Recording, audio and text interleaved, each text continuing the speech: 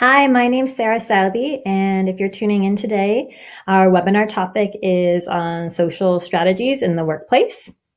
So we'll be talking a bit today about how to be social in the current moment if you're currently working remotely. We'll be talking about how to be social proactively going forward. So it's a good time to be, if you aren't working at the moment, but you're thinking about working, kind of reevaluating or evaluating for the first time what work might look like and how to be social in those environments, as hopefully in weeks coming, there will be more opportunity for work with other people, if that's what you're looking for. So a big thank you to Autism Ontario for hosting this series of webinars. This is the fifth in the series and the final one.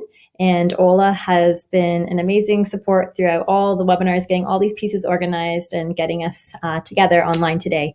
So thank you very much. Also an important time to be talking about being social in the workplace, because recent research indicates that it's really the biggest obstacle for autistic individuals. So in a large survey where adults on the spectrum needed to rate what their major stresses were in relation to work, social came up time and time again as the biggest obstacle for them, the most challenging part. And that's really important because it wasn't necessarily the work. It wasn't the workload or the nature of the work, but time and time again, it was the social piece. So that's what we're here. We're going to talk a lot about social today. And the last week, I'm not sure if any of you who are online right now tuned into interview skills last week, but I really love that presentation in particular because the audience was so engaged and there were a lot of wonderful questions coming in. So I encourage you, if you attended last week and asked a few questions, to ask questions again. If you're new to tuning in and you have questions or comments as we go through, certainly please do take a moment, type into the box, and I will get to them at different points throughout the presentation. I'll stop a few times and go through a bunch of questions that way. Okay, so just a little bit about where I'm coming from, my background, that sort of thing. Okay, so question box is there for you. Ola's just kind of put that up so you can see that. Okay, so the Red Path Center. So I am an affiliate with a place called the Red Path Center, which is the primary office is located downtown Toronto, and it's a private mental health organization. It supports people with autism spectrum disorder and other related conditions. And you can go there for assessment, for therapy, individual, group, couples, and also coaching. And as I mentioned, the main office is downtown, but there are affiliates throughout the province. And I'm personally located out of Mississauga, and I run an office in Mississauga. Right now it's virtual, but typically it would be located in Mississauga. And I do a little bit of work in Toronto as well. Okay, a little bit about me. So how I got interested in all the work-related issues. I'm a social worker, and my background is in labor studies. That's my undergraduate. And so I did a lot of work in employment counseling prior to even starting a master's in social work, and then took my time doing my master's in social work and learning a lot about autism at that time. And then I took the two together, and I do therapy for individuals around anxiety and social issues. And then I also spend a lot of my time doing employment coaching. And that's kind of where the information from this presentation comes together today. So before we get into the agenda, I'm just going to put this out to anybody who's watching and have a quick look at this slide. And it's just kind of to get us into the context of thinking about what does it mean to be social at work.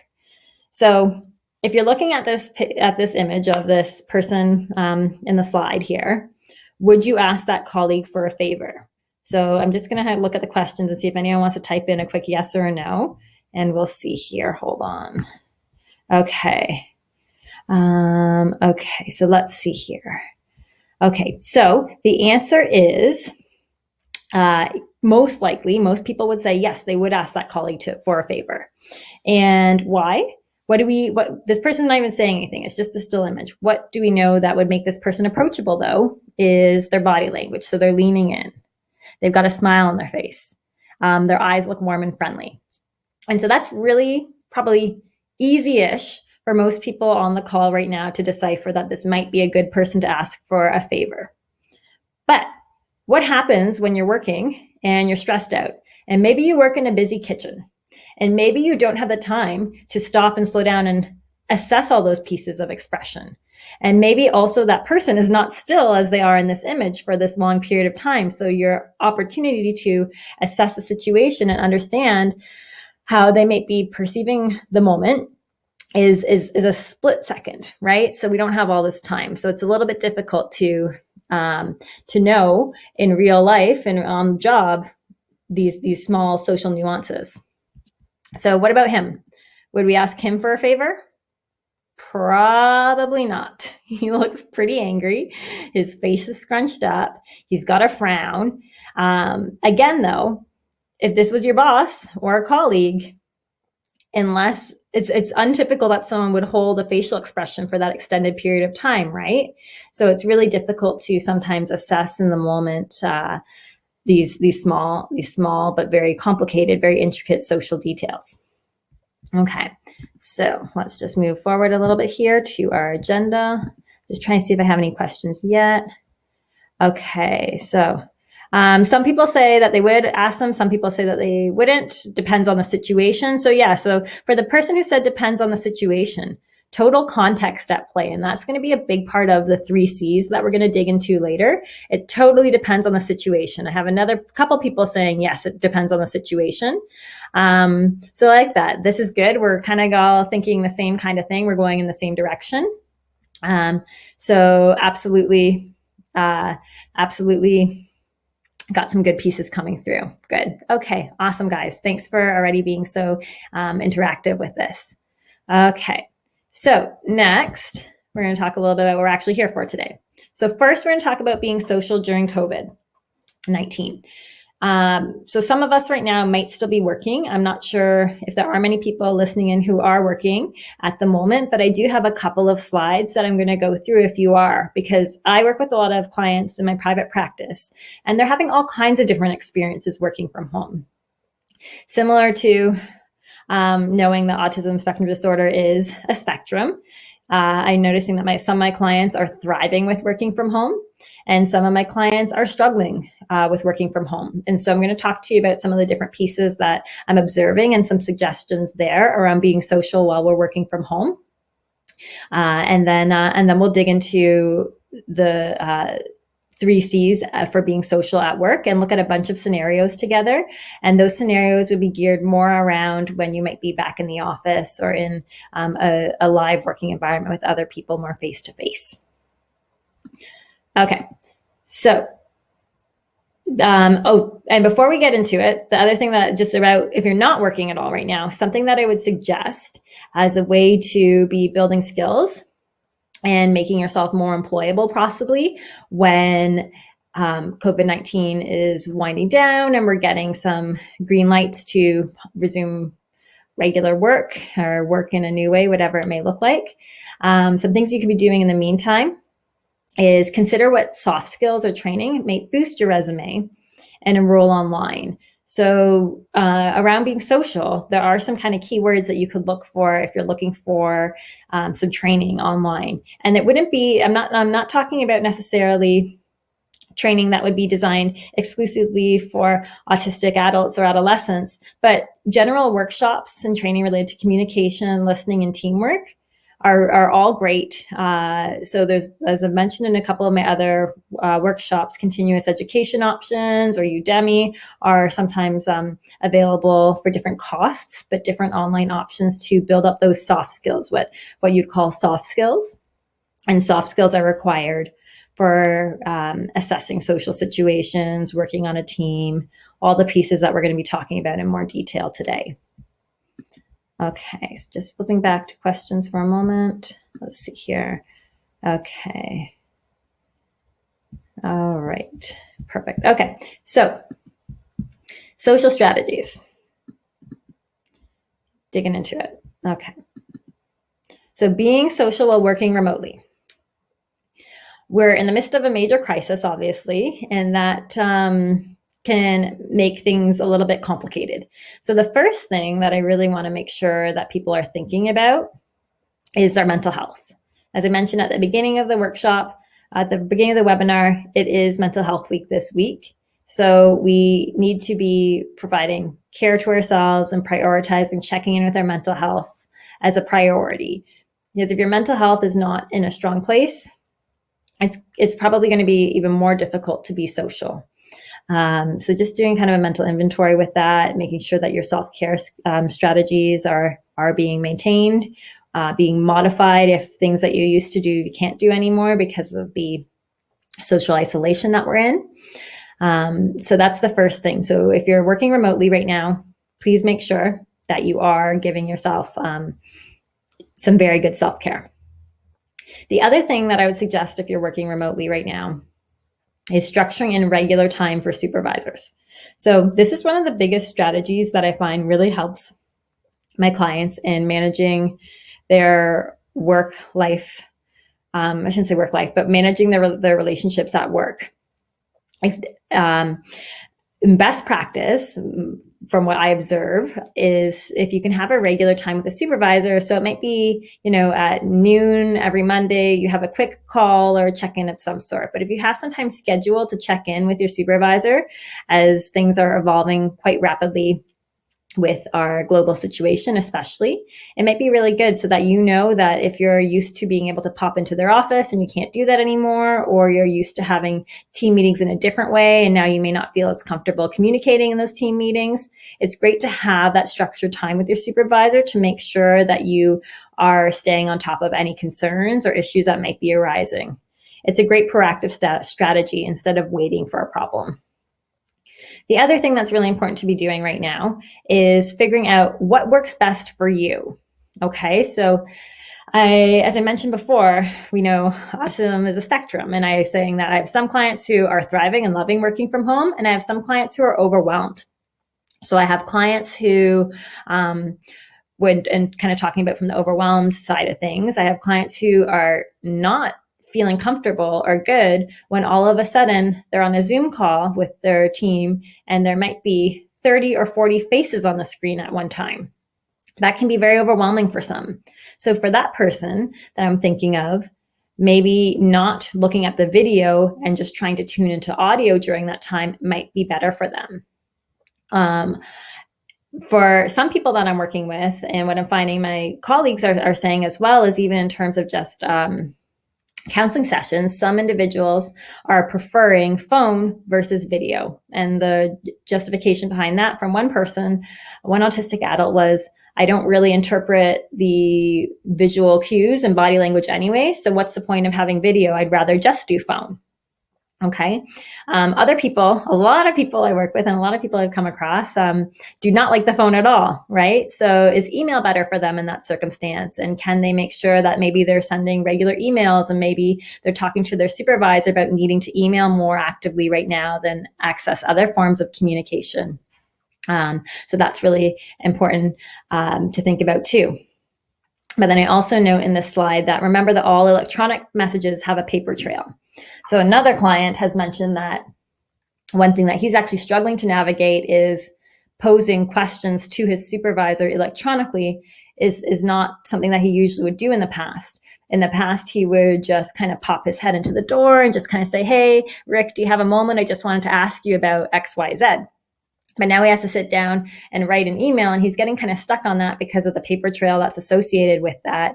He feels like he has to be like grammatically correct and slow down and make sure it's very clear and organized. And so he's trying to figure out a balance of how much email versus phone versus video chat may work for him.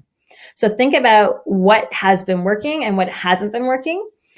And that's probably a really good next step for trying to figure out how to maintain the social and communication aspects while we are living in a remote working world. So another piece that I wanted to, so I've already mentioned turning off the cameras if it's overwhelming for you can be helpful. As I was just mentioning on the last slide, the importance of figuring out if it's phone or email or video or whatever works best. What can be helpful at this time as well, which I'm encouraging clients to do, is if they are currently accessing accommodations at work, looking back at what their accommodations are and trying to figure out, do they need any new accommodations? Do they need any edits to their accommodations? so that they can be functioning better while working from home. Things have changed quite a bit. I'm sure I don't need to tell this audience that right now. Life is looking very, very different for almost 8 weeks now. And as I'm reading more literature about markets reopening and what the world will look like in weeks and months from now, it sounds to me, and this is just from inferencing, just different articles, nothing formal, but it sounds to me like it'll be a slow and staggered return to what regular work may have looked like. So it's important to think this isn't just for another week, probably. This might be a few weeks longer or a few months longer. So are there things that you want to be putting in place now to make the last haul of this more successful for you? And if you're on the flip side of this, I've been talking a lot about people who might be struggling with working remotely. But if you're on the flip side of this and you are thriving with it, amazing. That's awesome. I've also, heard that finally this is our chance at really trying out working from home. And maybe this is opening up the doors for many people who might have social anxiety or different pieces that might not enable them to be working in a regular office space, sensory issues, those sorts of things. So if you are thriving with this and you want to be communicating about trying to work from home longer term, or working from home as like a permanent kind of thing, then that's a really good thing to be thinking about right now. It might even be appropriate to start putting together some notes and thoughts around why it's working for you, and letting your boss know that you feel like you're thriving in this environment and what kinds of possible options are there going forward in the future. Can you volunteer to be an employee who might return to the office less frequently when things start to resume normalcy? Can you request to be permanently situated as somebody who works from home? So these sorts of pieces are really good to be thinking about right now if it is working for you. And I do hope that the circumstances of being at home may have some silver lining and hopefully open up future opportunities for more people to work from home if that's where they work best and that's where they thrive. The last point on this slide is test tech prior to reduce anxieties and technical issues. So this is a reality right now, and I know a lot of people are using different softwares and different programs that they may not have had much experience in the past. And sometimes that can be a source of anxiety as well. So making sure that you give yourself a few minutes before to log into calls, even possibly asking if meetings can have an extra couple of minutes tied on to the end. So maybe your meeting's usually an hour long in length, but maybe you're asking for 70 minutes instead of 60 minutes so that you have that initial 10 minutes to kind of work out kinks, but not feel like you're getting behind on material. Test it out in advance. So, and this isn't a work-related example, but I'm just thinking to my mom the other day. She was trying to get in sorted on her book club. Her monthly book club has switched to online, and she's a senior and she hasn't used Zoom before. So she asked me to try to do like a test call with her so we could kind of get her comfortable with that. And then in turn, when it was time for her to access the book club, she knew exactly how to log on and she was ready to share information on her perspective from the book. So she felt a lot more comfortable that way. The last point about the turning the cameras off, I'm just going to flip back for a moment.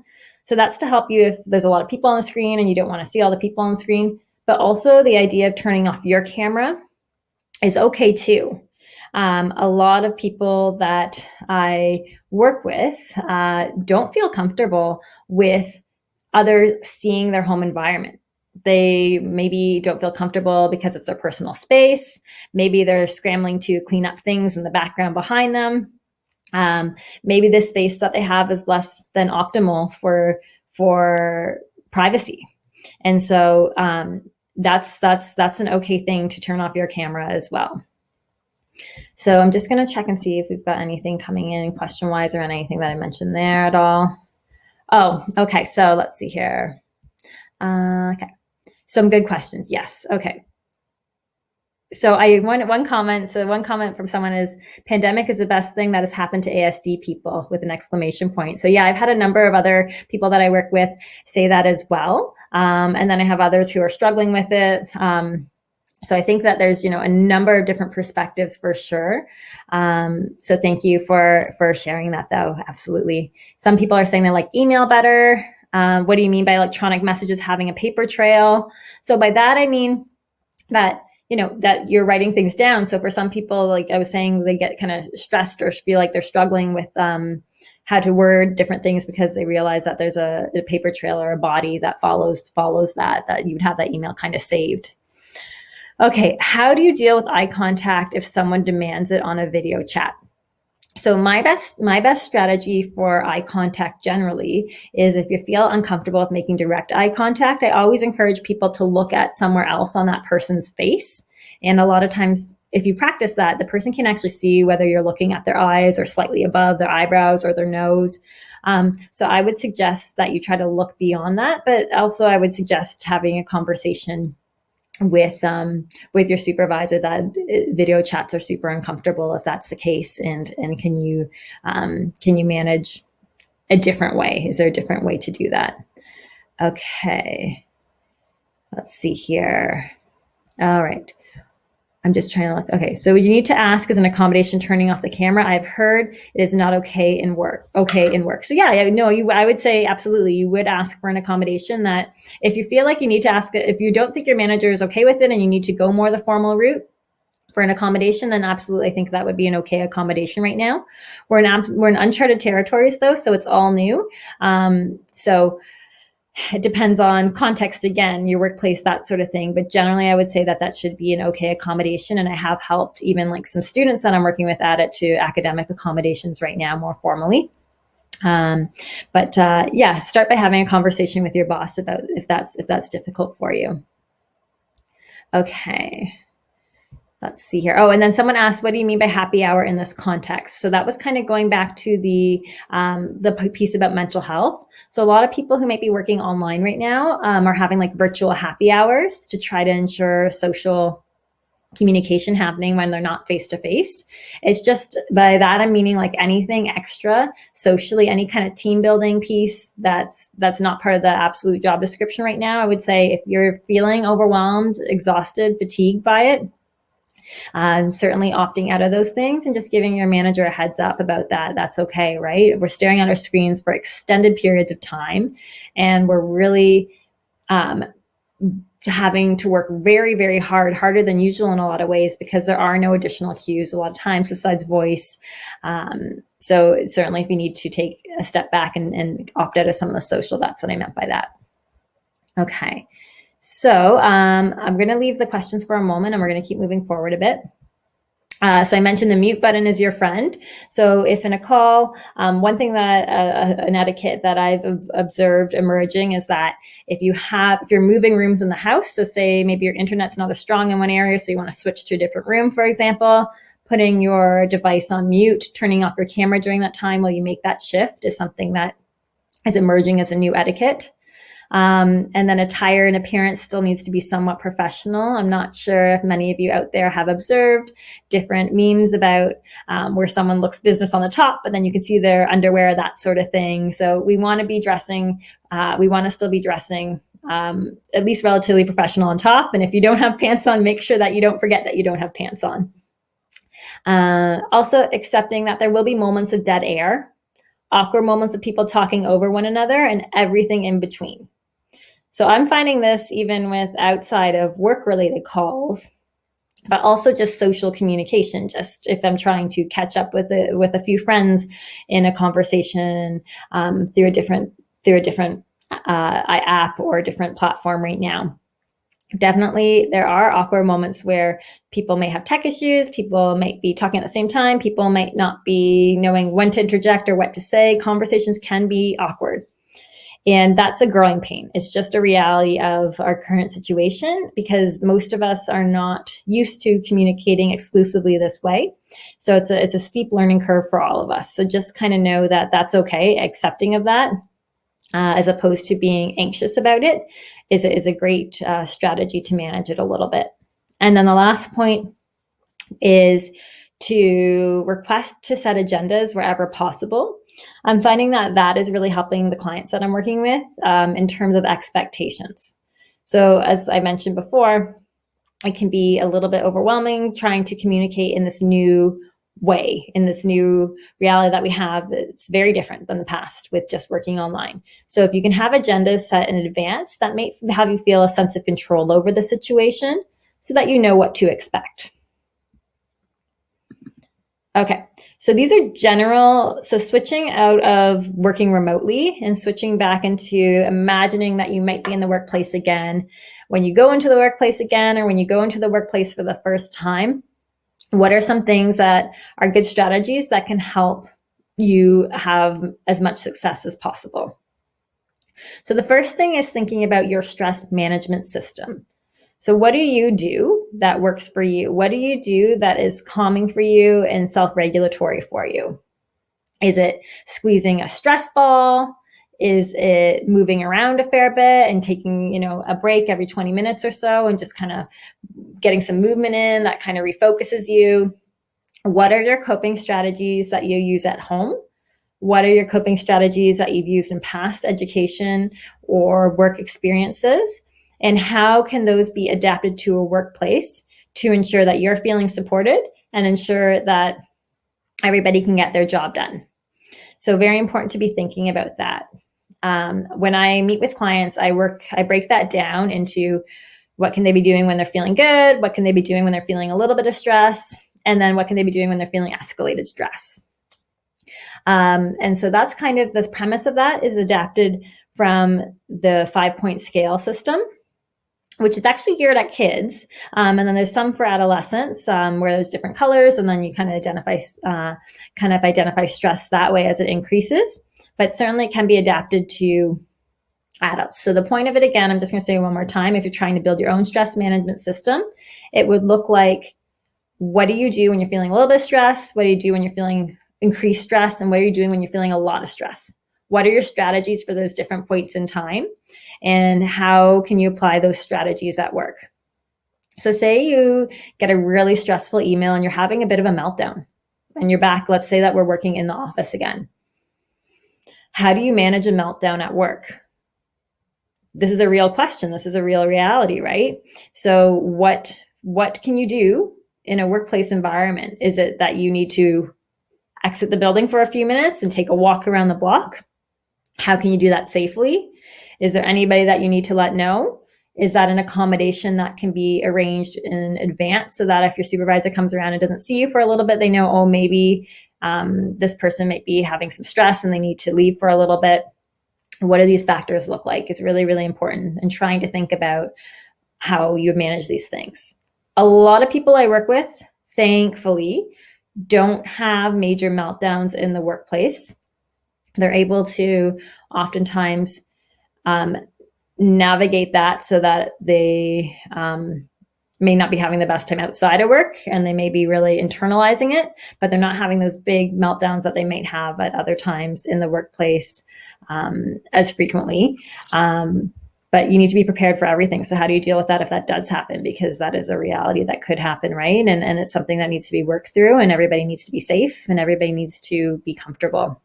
So thinking about that in advance is really important. And then when you're feeling good at work, what are the things that you're doing that keep you feeling good at work? What's a good work day look like? And what are those factors at play? We also need to be looking at environmental stresses. So environmental stressors are the sensory pieces. So if your office is nearby, if say you're in a cubicle setting, if your cubicle is near the washroom and that's a high traffic area and the doors opening and closing and people are walking to and from all day long, and maybe when they do, they stop to say hi to you, and then all of a sudden you're greeting people all day long and you're interrupted from your work nonstop. Thinking about your physical space of work is really important. Thinking about how sensory input may impact your workplace from more of the physical lens. So I know that some people that I work with sit on exercise balls to work. And that's an accommodation sometimes it's not. Sometimes workplaces just offer those, and depends on your employer. But something like that can be really, really helpful for movement. So it really just depends on your situation, but thinking about what you need to work optimally is really, really important to be doing. And if you're already in a workplace, like I said, it's a good time to review accommodations because it's a different time right now. And it's also a good time to be kind of navigating next steps and thinking proactively as to when I do return to the office, what will work better for me than what was working before. It's a big time of change, so maybe a good time to be talking about some of these things. Another piece, I'm just going to check and see if there's any concerns or questions about the stress piece. Let's just see here. Okay, good. Okay, so some people saying I've never had a meltdown in the workplace. Great. Let's see what else. If I know sometimes someone mentions that they need to take a break and walk around. So does that need to be an accommodation? It could be, but maybe it doesn't always need to be an accommodation. It really depends on your work environment. If you're at a work environment where if you miss a phone call, is that a big problem? Like I'm thinking about call centers, for example, which is probably not an ideal workplace for many on this webinar, but I'm just thinking about that as if maybe it's an inbound call center, and if you're not there to answer the call and you're going around for walks frequently, that would be a problem with that particular job because you're meant to be there to be online to take the calls and have breaks at very certain times. I guess similar if you're working in a factory situation, you're meant to be on the line in a specific way. So for some workplaces, if you need to walk around a lot, that could need to be an accommodation. For a lot, it does not need to be. Okay, so I've got a few other pieces coming in, but we're going to save them because some of those are going to come up in a little bit. Okay, so disclosure plan. If you haven't disclosed or not sure how to disclose, I'd encourage you to go back to, there's a webinar that was run a few weeks ago and that talked a bit about social, but one of the main other topics it talked about was disclosure. So there's a lot of information in that webinar. And all the webinars are available to access through autismontario.com. Another great piece is establishing a workplace mentor. So this is good for everybody. It's good for the mentor. It's good for the mentee. It gives you another person who is able to have your back and advocate for you and share information with you and be someone who you can bounce ideas off of. So if you don't have a workplace mentor, but you're feeling like that could be helpful, or if you're starting a new job, that would be something that I request, and that should be an easy accommodation. And then identifying one or two workplace friends.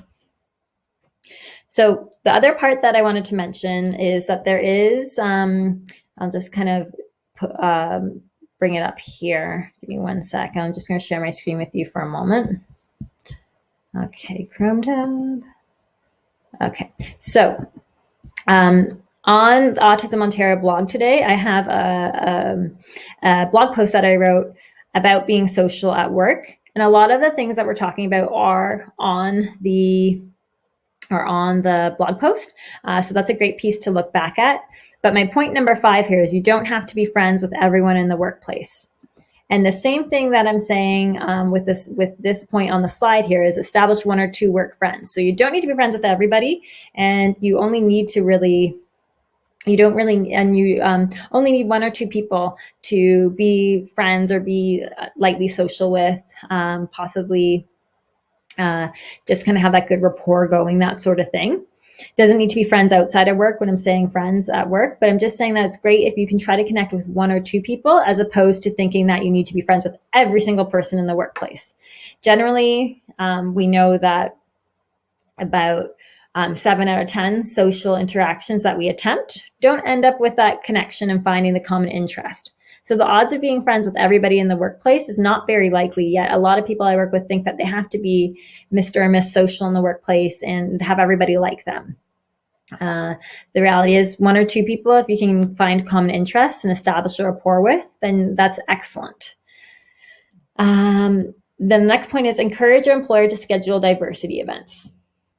So when there's mental health pieces at play, when there's different diversity issues coming up for different populations of people that might be marginalized, it's always good to be drawing attention to supporting the broader community and embracing and accepting of differences. So diversity events can look very different, but that's great to be having diversity events for a variety of different issues and different differences that people might be bringing to the workplace to celebrate all those great things. And also then celebrating things related to ASD as well. That would be kind of the intention with that. So I say script for water cooler chat. So by water cooler chat, what that means is, when you go and maybe there's a lunchroom and you're going, that's kind of what that means. It's a small talk kind of thing. It's when you're in that lunchroom area and maybe there's another person there. Maybe it's Monday, so they kind of want to chat with you about your weekend. What I encourage people to do is not script word for word, because that never really works. But if someone's, if you know that you're going to see people at work and you know that they're going to ask you, how was your weekend? Well, maybe mentioning and having something prepared a little bit in advance about what you could share about that might be helpful. So I know that someone that I was working with recently said, oh, well, I didn't really do much this weekend. I just kind of sat around with my girlfriend, like it's boring and I don't really have much to say. And this is pre physical distancing and isolation, thinking back a couple months now, but it doesn't feel that long ago. Time's kind of a blur at the moment, I guess. But anyways, the point was that we talked about his weekend, and it turned out that he ordered some sushi, and it was really good sushi. And so even though he felt like it wasn't that much to say because he didn't really do much that weekend, then he was able, when his colleagues asked, he was able to think, I can chat a little bit about the sushi that I had and mention that was great, and maybe I wonder if they've ever tried it. That sort of thing. So not necessarily scripting word for word, but thinking in advance what you know about the person, what they might know about you, what you could share about is really good. And Michelle Garcia Winner writes a lot about social thinking. That is essentially an element from social thinking. And of course, another strategy in the workplace is to ask for help. So a lot of people that I work with struggle to advocate for themselves about what they need, right? So asking for help when you have struggling with a workplace task, asking for help to navigate the social, it's always okay to do that, and it's encouraged to advocate for yourself. The better you advocate for yourself, the better others understand you and can support you. Okay. So this is just a general social strategy. It's that scheduling regular and frequent check-ins with your supervisor. I had mentioned that a few slides back in relation to working from home right now during the COVID-19. But also it would be appropriate to do that anytime too. Oh, and another piece that I have on the slide here that I like to suggest to people, and it's absolutely unnecessary, but it does work kind of nicely. So for people that I work with who may not want to be that social with others, or may not have the time or mental space to be trying to be social with their peers, but they like them and they want to show that they care about them and that they're engaged with them, but they're just struggling to actually manage those individual conversations.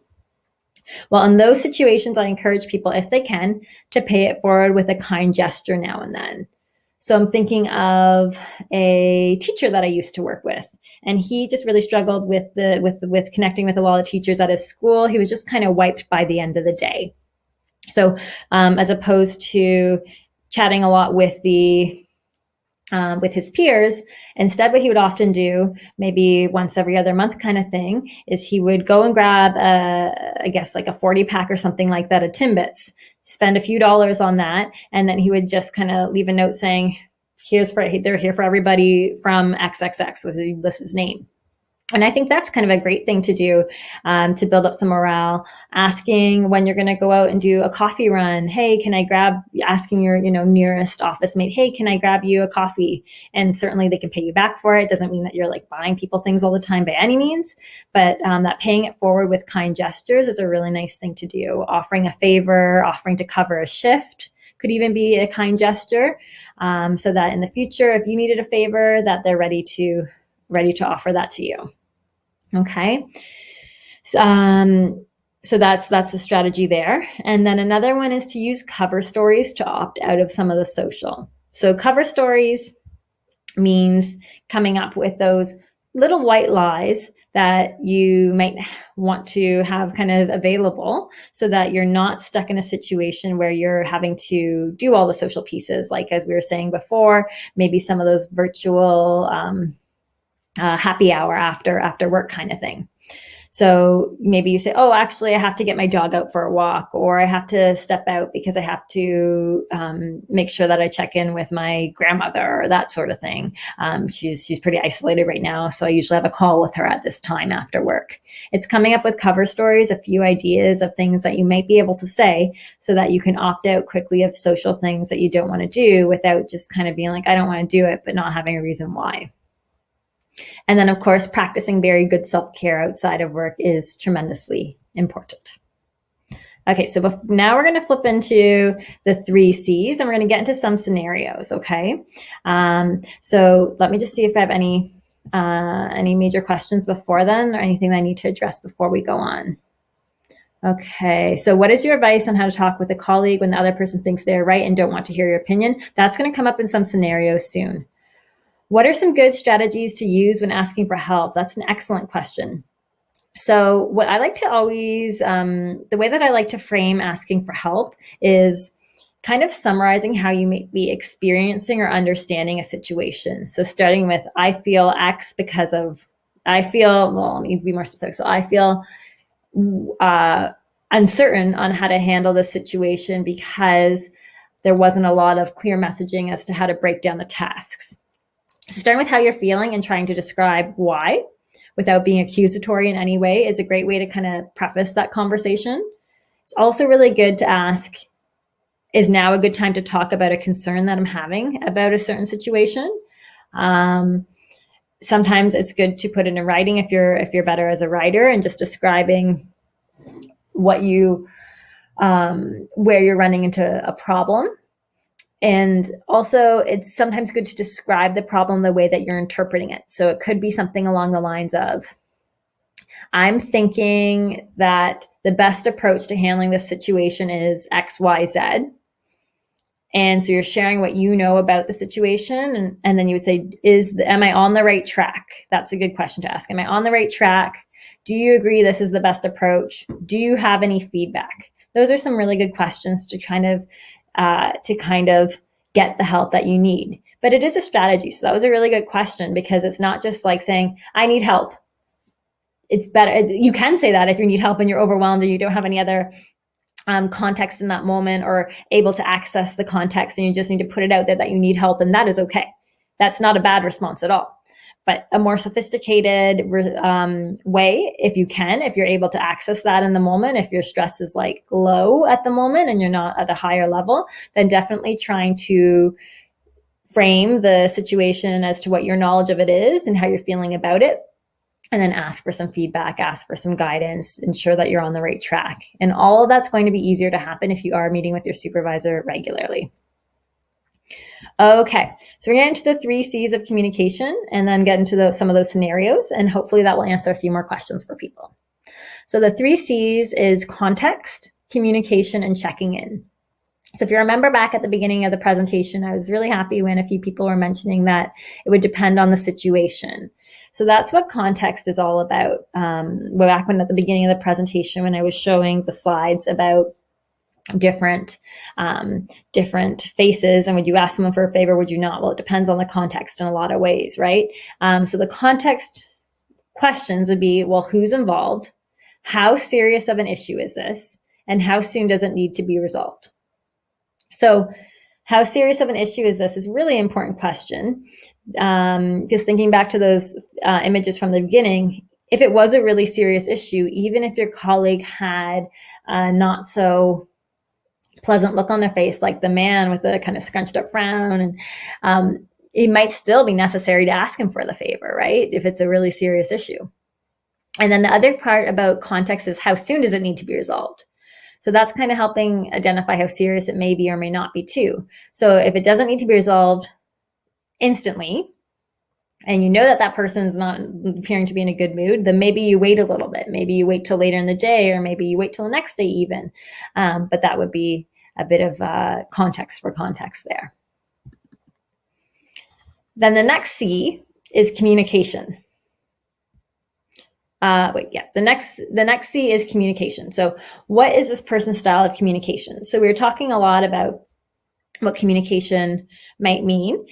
And in this, and how people may communicate best. So You're thinking not only about right now, do you communicate better by email, by video chat, by phone, or in more typical days, face to face. And then you're thinking about, what does this other person communicate like? What do I find works best for me? So I used to have a boss who, if I approached her face to face, that would kind of throw her off a little bit. She was definitely somebody who appreciated having an email, and she was quite busy a lot of the time and wasn't all that available for face to face. But by email, she was really good at being responsive pretty quickly. And even more detail to that is I found that if I would email her once in a while, like maybe once a week with 5 or 6 different questions on 5 or 6 different issues, that didn't work well for her. She didn't really like to respond that way. Found that I got the best results if I emailed her one issue at a time. So a bunch of short emails more frequently, but that kind of helped her in responding quicker to me. And in turn, that helped me do my job better. In turn, that raised my esteem in the job and I felt more confidence, and our communication pattern was stronger for it. A good thing to think about with communication is, has there been a miscommunication? So is there a mix-up somewhere? Is there confusion somewhere? Is someone frustrated, angry? What's happening right now? And putting all of that context into play. And how can I prepare to communicate to work through this issue? So what can I do to make sure that I'm best prepared? So always making a few notes is recommended. If you know that your communication, if there's conflict, it gets a little bit... you get more stressed out and maybe you lose some of your words, right? If that's the case, and making sure you've got your key points, making sure that you've got any suggestions possibly written down as to how you see the situation resolving is good, so that if the communication is kind of intense in the moment and challenging for you, then maybe you have some notes to flip to. Okay. Just going to check in to make sure we're all getting through this content okay here. Okay. So someone's saying that they'll communicate with a person by email. Great. And then they think about who's involved in their situation. So that's really good. Okay. The next one is checking in. And this is one that I find that a lot of people I work with don't naturally do. And what I mean by this is, does the situation require any follow-up? So once the situation's done, so if I've had a bit of a miscommunication with a colleague about a project and I thought they were going to do more of the work than they did, and then we kind of had a bit of a disagreement about it, but things were resolved, and it turned out that they thought I was doing that part and they were going to do a later part and whatever. So the situation's resolved. We realized, okay, so now we're going to split it up in a different way, and here's who's going to do what. After that, is there any follow-up that's required? It's important to be thinking about, was this person, is this person still upset? Do I think they're okay? Am I okay? Do I need to talk to anybody else about the situation? A supervisor, a mentor, even sometimes just debriefing with a family member after work is a good way to kind of process through some of it too.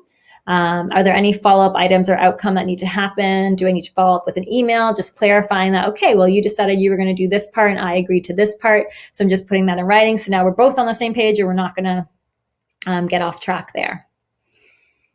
Okay, so those are the 3 C's. And then there's one more C. Those other 3 C's, those are mine. That's my model. And this other C is actually adapted from the peers curriculum that some of you may be familiar with. And this is around conflict. And so I like this resource, and I think some at the end slide, there's some more information on it. At the end, we're in the resources of the presentation. But it's conflict resolution. And essentially the key steps are listening to the other person first, empathizing if you think you did something wrong, try to explain your side where possible after you've taken a moment to hear the other person's perspective first. Suggest a resolution if you can, and I think a lot of people miss this step. So once they have a conflict, it's kind of over, but they don't really have a resolution for how to manage it if it happens again. And so that's a really important piece. And then ask for more time if you are unable to resolve the issue immediately, or if you're still upset about it. That's okay to do too. Okay, so with all this new information in mind, we're going to get into some scenarios now. And I encourage you at this point to kind of type in some thoughts that you may have around the different scenarios that we have. So here's the first scenario. We're going to try to apply the 3 C's as much as possible to the scenario. Okay, and like I said, feel free to type in. So a coworker has the annoying habit of obsessively clicking pens and you can't stand it anymore. It may seem like a harmless habit, but it becomes unnerving. And when you have to put up with it for 8 hours or more on a daily basis, and you do have to put up with it for 8 hours or more on a daily basis, if you keep it all in, if you keep just keeping it to yourself, you might lose it. So how do you deal? What do you do? So I'm going to flip to the questions.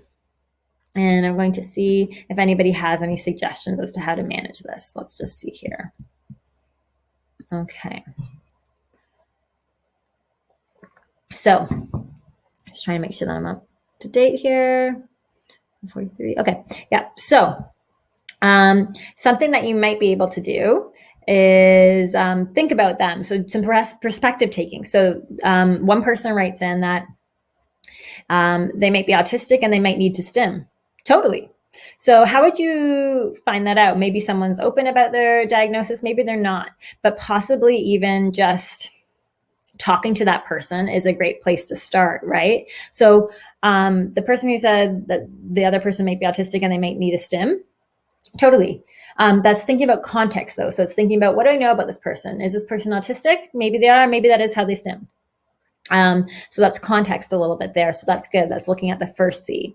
Then I'm having some people come up with some ideas around communication. So someone says, tell him to stop doing it and that you can't stand it. So I think that that's like kind of the message that you want to get across, but possibly coming across slightly more gentle about it might be good. So letting them know that, oh, it's actually, someone comes up with another response here, politely asking the person, saying, sorry, but could you please stop clicking the pen? I'm finding it distracting. Great. Yeah. Another person said, let them know that it's bothering you. Absolutely. So that's the communication part. And for this communication, if it's a coworker who's quite nearby you, what do you think? Do you think email? Do you think face-to-face? Do you think a phone call? My guess is for this one, for most situations, it'd probably be a quick verbal, just, hey, I am finding it really distracting. Could you stop clicking your pen? I don't know if you're doing it, like if you even notice you're doing it or if you're doing it to manage your own stress, but is there anything else? Maybe you could use a stress ball, that sort of thing instead. I'm just trying to see if there's any other good feedback here. Oh, another great idea was possibly putting on headphones. So again, if the context of the work is okay to do that, if you're able to do that and you're allowed to wear headphones in your work and that's fine, then that could be another resolution. That's a more passive reaction, right? So someone said follow up by email, or that they would communicate by email and be polite. And then I have to follow up and walk to them and say sorry. So that could be another piece around the checking in later, right? So if someone wanted to start by sending an email, great. And then they would do maybe a follow up afterwards and you could choose to apologize or not apologize. We just say, maybe this person's thinking they would say something like, oh, I'm sorry. It's not that I really don't want you to be clicking the pen. It's just very distracting for me, that sort of thing.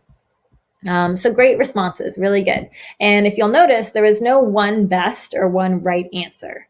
It seemed like a lot of the different thoughts and comments coming forward really work together very nicely. And like we said, context is different from case to case. So there's not really a right or wrong a lot of times. But certainly taking some time, especially if you are quite stressed by it, taking some time to mentally process first and think about what you may want to say and what message you want to get across is really important. Remembering that the context is that they're your colleague and they work right beside you. So you do want to have a professional, positive rapport and maintain that working relationship. So I like the people who are saying, I like the comments about trying to generally word it politely if you can. Okay, next situation.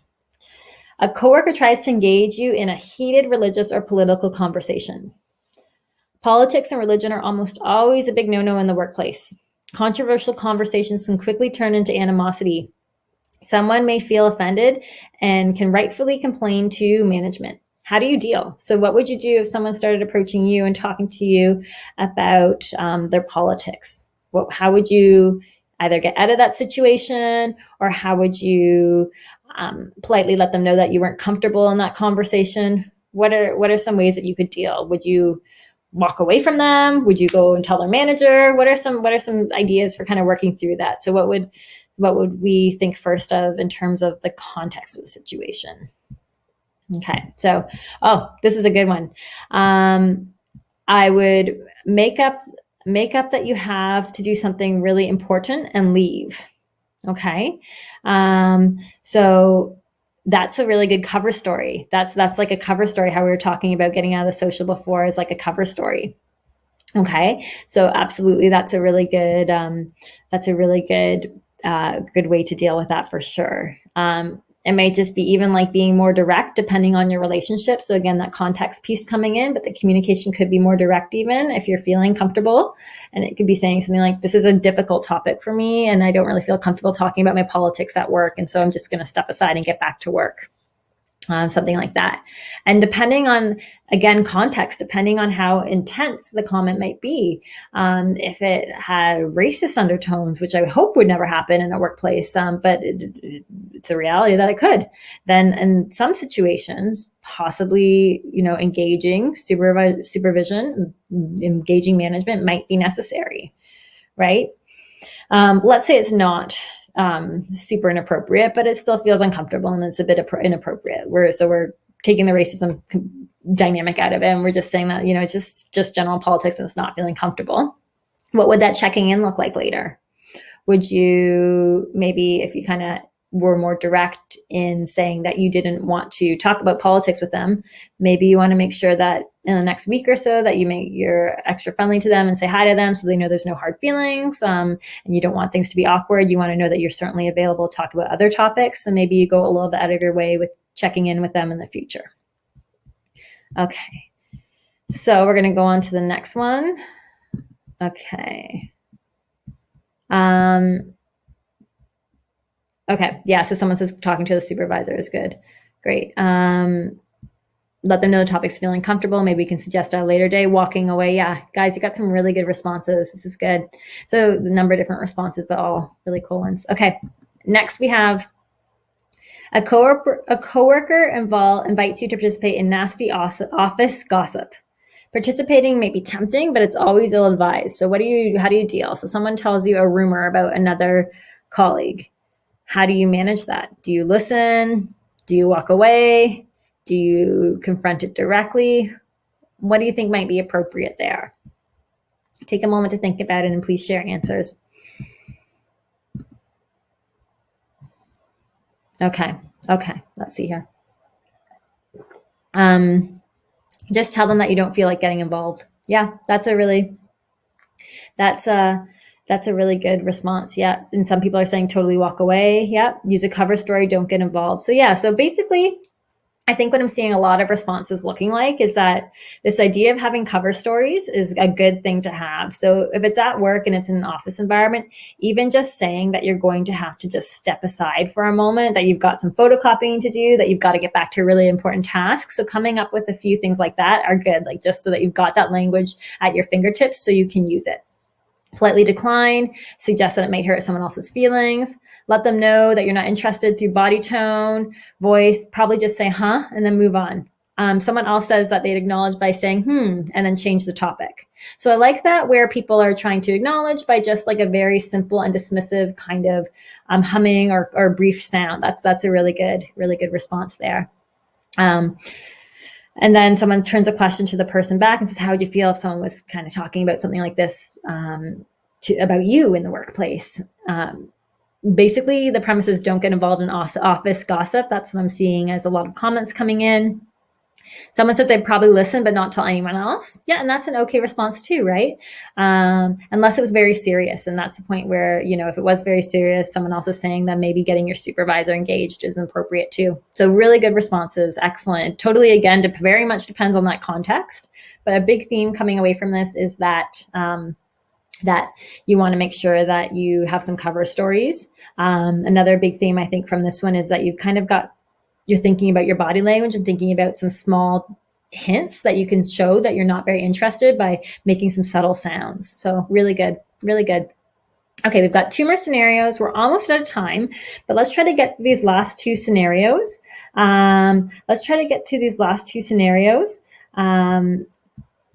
we'll kind of get some further content out there. Okay, so this is a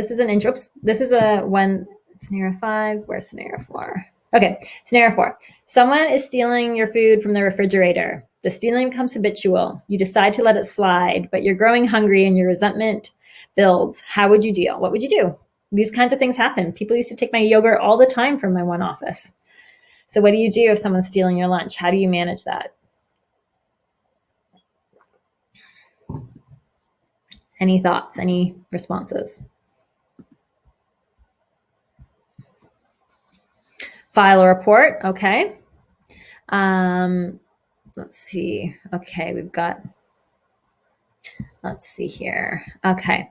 One thing that someone might do is someone saying that they would kind of like wait by the lunch area, wait by the lunchroom. Someone else is saying that they would put a Post-it note on saying that it's yours. Someone would tell their manager. Someone would put signs on the fridge, put up a note and ask around.